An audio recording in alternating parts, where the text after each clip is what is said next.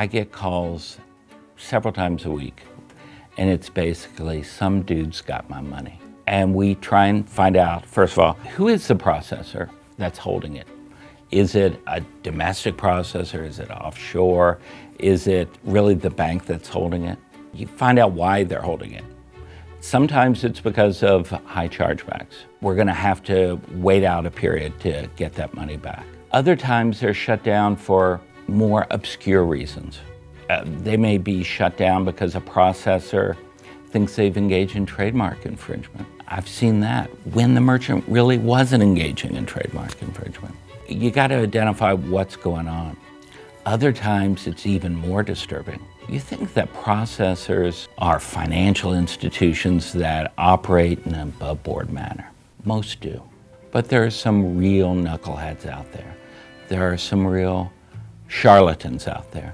Steve, it's really disturbing when you find out that the reason a processor is holding money has nothing to do with the merchant.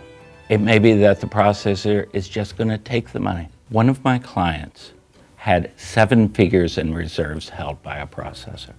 It had nothing to do with the merchant. The processor was having financial problems, we believe, and the processor just made up reasons to take the money. That can be very hard. And so the decision there is you demand the money back, and then you have to sue.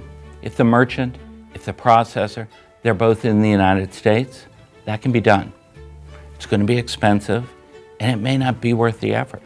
But if you're dealing with an offshore processor, you've got even bigger problems, because you may not even know who the processor is.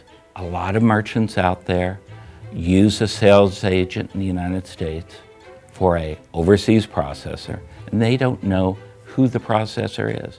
They may not even know the sales agent's name. It's just they don't know who they're dealing with. And that is a problem in getting your reserves back. At the end of the day, you're going to look at who your processor is, why they're holding your reserves.